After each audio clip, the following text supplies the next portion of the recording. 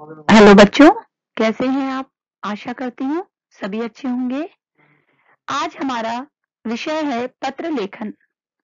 पिछले अध्याय में बच्चों हमने पत्र लेखन कितने प्रकार के होते हैं, पत्र को लिखने का तरीका क्या होता है, इसके विषय में हमने जाना था।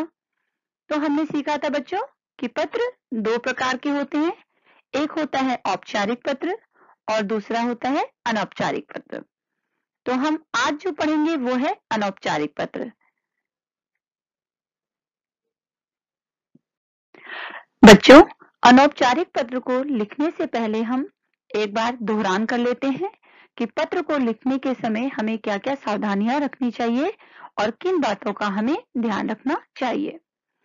बच्चों, पत्र लिखते समय हमें इन बातों का ध्यान रखना चाहिए कि पत्र बहुत लंबा नहीं होना चाहिए, पत्र की भाषा सरल और स्पष्ट होनी चाहिए, पत्र में लिखी गई बातें पढ़ने वाले को स्पष्ट होनी चाहिए।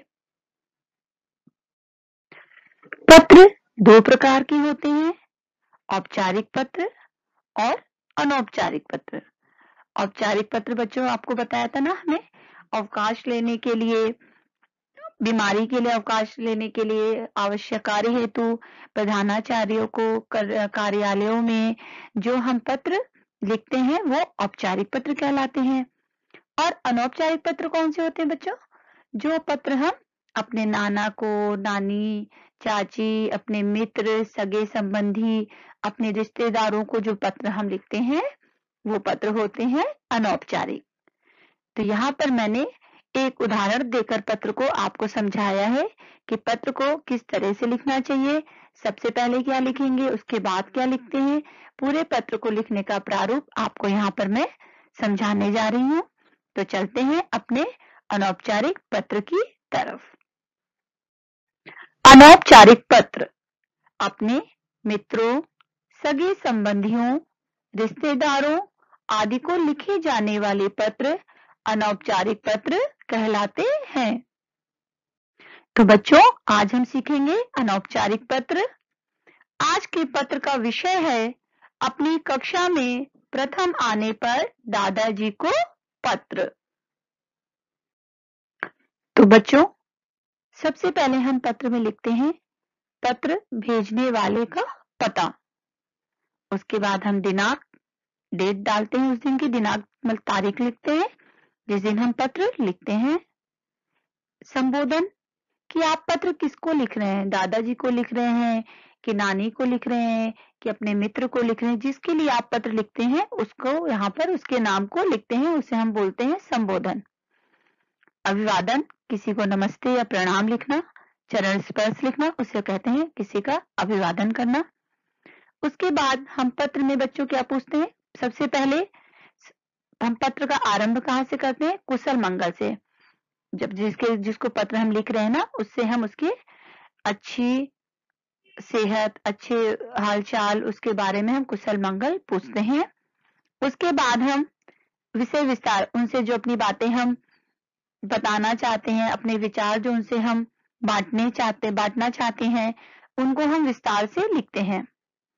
अब यहाँ पर संबंध कि आप उनके मित्र हैं, पोता है कि पोती है कि नाती है, चाची है, भतीजा है, कौन है आप उनके, तो यहाँ पर हम वो डालते हैं, संबंध डालते हैं।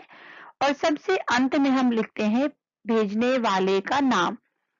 अगर जैसे मैं पत्र लिख रही हूँ किसी को, मान लो मैं अपने यहाँ पर अपना पत्र अपने दादाजी को पत्र लिख रही हूँ, तो यहाँ पर मैं क्या डालूंगी, अपना नाम डालूंगी। तो इसी तरह बच्चों, जब आप इस पत्र को अपनी कॉपी में लिखेंगे तो यहाँ पर कोई भी क ख ग नहीं डालेगा, यहाँ पर सभी बच्चे अपना नाम डालेंगे। ठीक है, तो आइए पत्र को पढ़ना आरंभ करते हैं।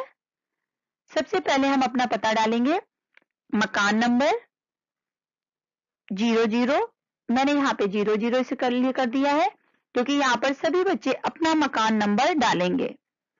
किसी का 74 हो सकता है, किसी का 22 हो सकता है, किसी का मकान नंबर 21 हो सकता है, किसी का 9 हो सकता है, किसी का गली नंबर हो सकता है ना। तो आप यहाँ पर अपना डालेंगे मकान नंबर, जो भी आपका मकान नंबर है, फिर जिस जगह पे आप रहते हैं चकरपुर, और फिर कॉमा लगाएंगे। उसके बाद उस शहर का नाम जिस शहर में आप रहते हैं। यहाँ पे मैंने लिखा है गुरुग्राम, 19/12/2020। चूंकि ये पत्र मैं 19 दिसंबर 2020 को लिख रही हूं, तो मैंने उसी दिन की दिनांक को यहाँ पर डाला है।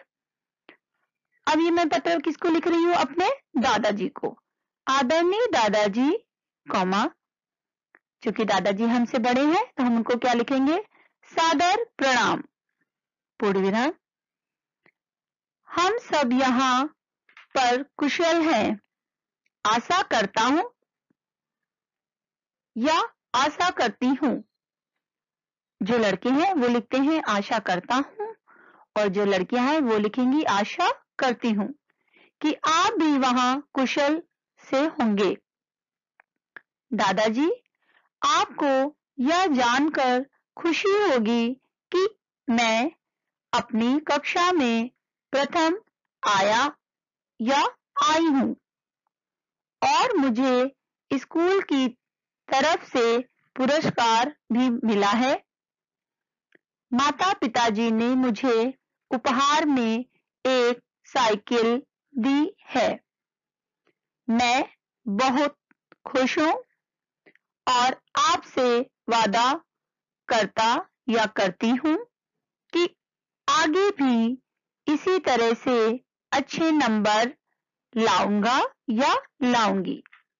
मेरी ओर से दादी जी को प्रणाम, पूर्ण विराम।